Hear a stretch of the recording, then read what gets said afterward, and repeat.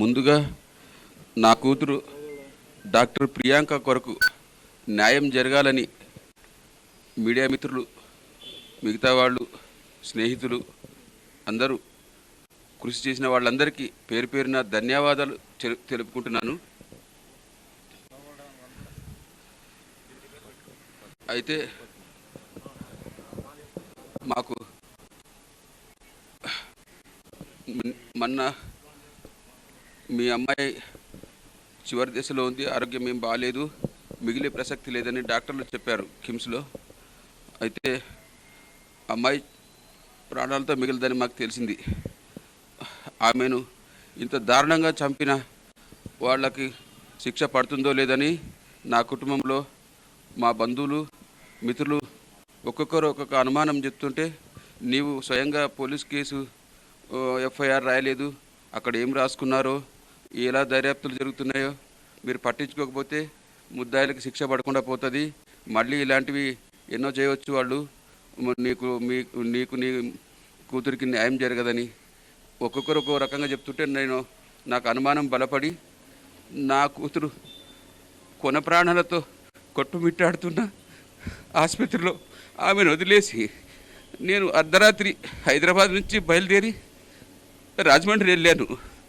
అక్కడ ఏఎస్పీ గారు, డిఎస్పీ గారు, సిఏ గారు, మిగతా పోలీసులంతా స్టేషన్లో నాకు క్లియర్గా ఎఫ్ఐఆర్ బుక్ చేసిన విషయాన్ని, టైం టు టైం వాళ్ళు నమోదు చేసిన ఈ ఇన్సిడెంట్కి సంబంధించిన వివరాలు చూపించారు. విత్ ఫుటేజెస్, రకరకాల ఏరియాల నుంచి తీసిన ఫుటేజెస్ కలెక్ట్ చేసుకుని ఈ రకంగా చేశాం సార్. నిందితులు తప్పించుకునే అవకాశమే లేదు. మీకు ఇంకా ఏమైనా డౌట్లు అంటున్నారు, ఇంకా ఏదైనా ఉంటే అడగండి అని చెప్తే మేము చాలా క్లియర్గా వాళ్ళతో అన్ని వివరాలు తీసుకుని ఫుటేజెస్ చూసి, ఇంకా కొన్ని డాష్ ఇచ్చిన తర్వాత తలపై ఎక్కించి వెళ్ళిన తర్వాత ఇంకొంచెం ముందుకు వెళ్ళేదాకా కొన్ని కెమెరాలు ఏమన్నా లేవా సార్, అవి కూడా మాకు కావాలి. తర్వాత ఎక్కడెక్కడ పట్టుకున్నారు, ఎక్కడ తిరిగారు అన్నది తీసినారు, కానీ మాకు అవి కూడా కావాలి సార్ అని మేము అడిగాము. వాళ్ళు 2 గంటల్లో యాక్షన్ తీసుకుని 2 గంటల్లో అవి తెచ్చారు. మళ్ళీ అవి కూడా చూపించడం జరిగింది.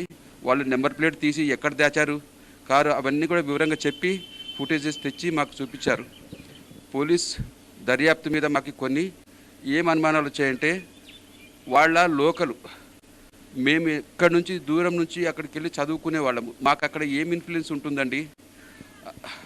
వాళ్ళు ఏమన్నా ఇన్ఫ్లుయెన్స్ యూజ్ చేసుకొని తప్పుదో పట్టిస్తారేమో, ప్రభావితం చేస్తారేమో అని మాకు అనుమానాలు కలిగినాయి.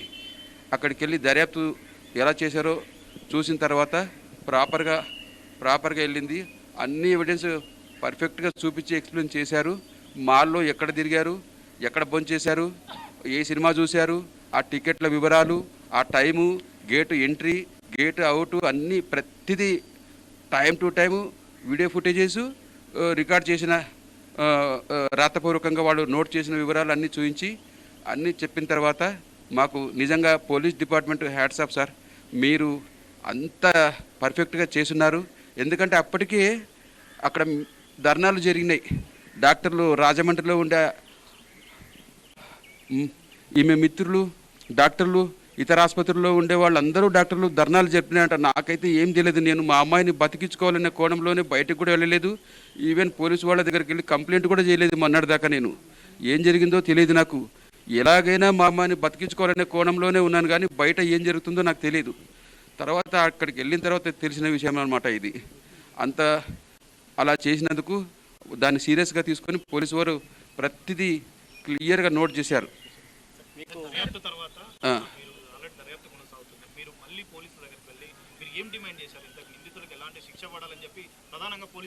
సార్, ఇలాంటి దుర్మార్గులను వదిలిపెడితే, ఏమాత్రం చట్టాన్ని వాళ్ళు మిస్యూజ్ చేసుకొని మళ్ళీ బయటకు వస్తే, ఇలాంటివి ఇలాగే రిపీట్ అయితే సమాజం ఏమైపోవాలి సార్? నాలాంటి తల్లిదండ్రుల గుండె కోతలు ఇంకా ఎంతమందికి అన్యాయం జరగాలి? ఇంకా ఎంతమంది ఏడవాలి ఇలాగా? ఇంకా ఎంతమంది ఇలాగ ఏడవాలి? అది జరగకూడదని చెప్పాను. మీరు ఖచ్చితంగా అన్ని నిందితులు తప్పించుకోకుండా సెక్షన్లు కరెక్ట్గా పెట్టి వాళ్ళకి, నా కూతురు సస్తే ఖచ్చితంగా వాళ్ళకి శిక్ష పడేలాగా మీరు మాకు చేయండి, న్యాయం చేయండి అని చెప్పాను. వాళ్ళు కూడా చేస్తామన్నారు సార్. అక్కడ కలిసిన తర్వాత నాకు నమ్మకం వచ్చింది. తర్వాత ఎస్పీ గారు కూడా మాట్లాడారు. ఎస్పీ అయితే గవర్నమెంట్, ఏపీ గవర్నమెంట్ ఎవరు నాకు ఏమీ చేయలేదు. ఎందుకు ఇంత న్యూస్ బయట నాకు తెలిసింది తర్వాత 2-3 రోజుల తర్వాత ఇలా జరుగుతుంది మా బంధువులు ఒక్కొక్కటిగా చూపిస్తుంటే ఇంత న్యూస్ స్ప్రెడ్ అయినా కూడా ప్రభుత్వం వాళ్ళు ఎందుకు చర్య తీసుకోవట్లేదని నేను ఆవేదన చెందాను. అందుకే మీడియా మిత్రులు పిలిచినప్పుడు నా కడుపులో ఉండే బాధనంతా మీడియా ముందర నేను వాళ్ళని ప్రభుత్వాన్ని ప్రశ్నిస్తూ నేను మాట్లాడిన ఆవేదన అంత ఆవేదనలో ఉండింది. వాళ్ళకు కూడా తెలియదు కదా, అంటే తెలియదా ఇట్లా జరుగుతున్నది, ఇంత న్యూస్ వస్తున్నాయి చూసుకోలేదా, ఒక తల్లిదండ్రుల గుండెకోత వాళ్ళకి అర్థం కాలేదని నేను గట్టిగా ప్రశ్నించాను.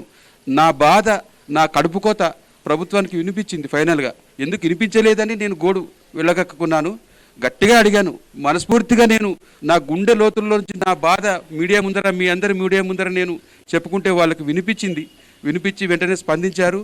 అక్కడి నుంచి నాకు ప్రభుత్వం తరపున లోకల్ ఎమ్మెల్యే గారిని పంపించారు.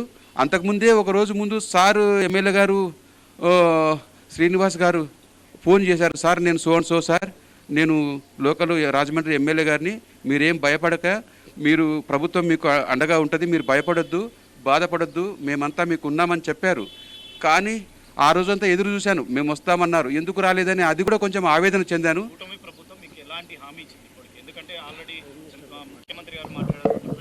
అవును సార్, మాట్లాడారు. ఇప్పుడు బాగా స్పందించారు. నా బాధ మీ ద్వారా, మీడియా ద్వారా చెప్పుకున్నందుకు వాళ్ళకు వినిపించిన తర్వాత వాళ్ళు అంతకుముందే చేస్తున్నారంట, కానీ నాకు తెలియదు కదా సార్, నాకేం తెలుసు వాళ్ళు ఎంతవరకు చేస్తున్నారనేది నాకేం తెలియదు. నా బాధ నేను వెళ్ళగక్కున్నాను. తర్వాత నాకు అన్ని విషయాలు చెప్తూ వచ్చారు. అక్కడ ఎమ్మెల్యే గారిని నాకు తోడుగా పంపించి ఏం జరుగుతుందో ఎక్స్ప్లెయిన్ చేసి, అసలు మీకు ఏం జరుగుతుందో ఇక్కడ విషయాలు నీకు తెలుసా చూడండి అని చెప్పి వాళ్ళు ఎక్స్ప్లెయిన్ చేయడం జరిగింది. అప్పుడు మినిస్టర్ గారు కాన్ఫరెన్స్లో నాతో మాట్లాడిచ్చారు. వాళ్ళు కూడా చెప్పారు, మీకు జస్ట్ ఇన్ఫార్మ్ చేయకపోవడం అనేది గ్యాప్ జరిగింది, అన్ని విధాలుగా మీకు మేము అండగా ఉంటాం. భరోసా అంటే సార్, ఎలాంటి భరోసాలు చేస్తామన్నారంటే, నేను పర్టికులర్గా ఇది కావాలని నేను అడగలేదు. వాళ్ళే ముందుకొచ్చి నిన్న ఎక్స్గ్రేషియా ఎంతో 20 lakhs చేశారంట. మా వాళ్ళు పిల్లలు చెప్పారు, బాబాయ్ మాకు ఇట్లా ఇది చేశారంటే, సార్ ప్రభుత్వం తరపున నేను, సార్ మీరు ఎవరు లేరా, నేను ఒంటరిని అని చెప్పి నా బాధ చెప్పినందుకు వాళ్ళంతా స్పందించి ఇంకా ఏమేమి చేస్తారో నాకు తెలియదు. కానీ మేడం, నిందితులకు ఉరిశిక్ష వేయాలి మేడం. నాలాంటి తల్లిదండ్రుల గుండె కోత మళ్ళీ రిపీట్ కాకూడదు. ఇట్లా తాగి ఇష్టం వచ్చినట్టు తిరిగితే మిగతా ఆకతాయిలు ఉంటారు, వాళ్ళు ఏమనుకుంటారు, ఇలా తగిలిస్తే ఏం కాదులే అనే మెసేజ్ సమాజంలో వెళ్తుంది. ఇద్దరు తల్లిదండ్రులు వాళ్ళు ఎవరో వాళ్ళకి కనిపించిందో లేదో, మాకైతే గుండెకోత మిగిలిచ్చినారు. మిగిలిన జీవితం బతకడం, నా కూతురు లేకుండా, నా గుండెకాయ నా పెద్ద కూతురు, ఆమె లేకుండా నేను నా లైఫ్ ఎలా లీడ్ చేయాలో నాకు ఏం తోచడం లేదు. ఆమె లేని జీవితం ఊహించుకోలేకపోతున్నాను. ఇక్కడ ప్రస్తుతం అయితే రాజమండ్రి ఎమ్మెల్యే గారు నాకు దగ్గరుండి అన్ని చూసుకుంటున్నారు. కలెక్టర్ గారు కూడా నిన్న అక్కడ పిలిపించుకొని నాతో మాట్లాడారు. అన్ని రకాల మీరు ఎక్కడ అధైర్యపడొద్దండి, మేమంతా మీకు కొరకు చేస్తున్నాము, మీకు తెలియట్లేదు అని వాళ్ళు చెప్పిన తర్వాత ప్రభుత్వం మీద నాకు నమ్మకం వచ్చింది.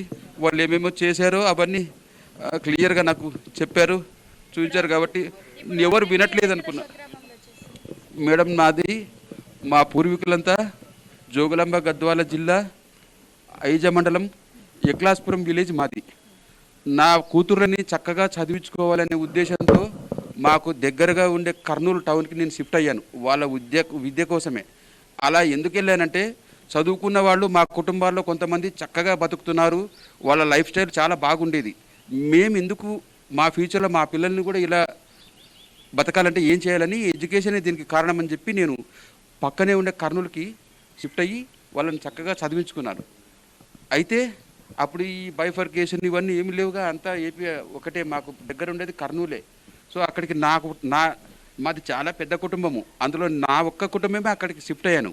కారణం ఏంటంటే, విద్యకు విలువ ఇవ్వాలి, విద్యని ఇంపార్టెన్స్ ఇవ్వాలనేది నేను స్వయంగా నేను గ్రహించి నా మదిలో గట్టిగా అది నేను నిర్ణయించుకొని అక్కడికి షిఫ్ట్ కావడం జరిగింది. మిగతా మా అన్నదమ్ములు, మా చిన్నాయన పెద్దనాయన అందరూ ఎక్లాస్పురంలోనే ఉంటారు. కాబట్టి ఇప్పుడు వాళ్ళు ఏమంటున్నారంటే, ఇక్కడ అంతా కుటుంబం మన పూర్వ అంతా ఇక్కడే ఉన్నారు, ఇక్కడే మనము మిగతా కార్యక్రమాలు చేసుకుందాము. ఇక నీ కుటుంబం ఒక్కటే కర్నూలులో కదా, ఇక్కడ వందలాది మంది ఇక్కడే ఉన్నాము, నీ కుటుంబం మాత్రమే అక్కడ ఉంది, అలా కాదు ఇక్కడే చేసుకుందామని చెప్పారు. మేము ప్రస్తుతం ఎక్లాస్పురం విలేజే డిసైడ్ చేసినారు మా కుటుంబ పెద్దలు.